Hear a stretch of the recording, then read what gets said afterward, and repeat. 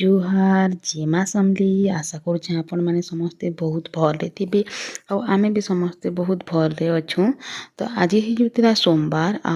दिन होतिला सोमवार और तारीख होचे 29। तो मुई एटा संध्या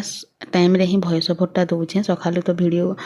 अपलोड करिनी तो इछनका वीडियो देमी तो हेति लगी राति तो किछि भी आसला परे गानु तो जेन पहुँची थिनु से वीडियो तो मैं आपण मानकु देथिनी तार पर आ किछि भी वीडियो नहीं करी तो इटा होची सखालु सोमवार दिन वीडियो। तो आमको गोटे निके जिबार थिला जेनटा कि गोटे जलसीटे थिला इमानकर सांगर तो से माने डाकिथिले तो सेनके आमे जैतिनु पदमपुरनु 10-12 किलोमीटर ही जिबा कनसिंगा। तो हेति लगी आमे इटा बाहरी तो यहाँ देखुन बाहरी करी आमे 11-11:30 होता न गला बेलिकी आज रंधा बढ़ा तो नहीं थे जीवार थिला जलसे कर तो से लगी मुई कि आज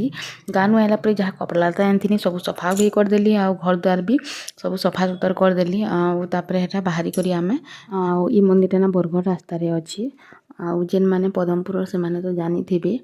बहुत भल मंदिर बहुत बड़ मंदिर भी मुई तो केवे भी नहीं जीते ई मंदिर के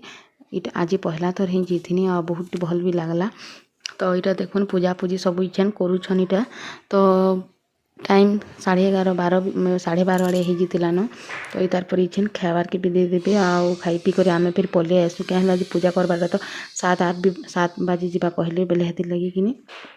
आमे इटा पले आनु 3:30 बजाड़े खाई पी सारू आ देखुन इटा समस्त इटा खाबार लगी बसीचु।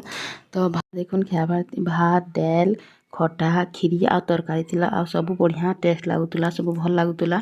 तो यहाँ खाई सारा पर आम 5-10 मिनट अटकिनु तापर फिर पले आनु डेरी हेबा कहले बेले काम भी थिला तो हेती लगी आम यहाँ पले आलु न आ रखुचे देखा हेमा गोटे फिर गोटे नेक्स्ट ब्लॉग रे बाय।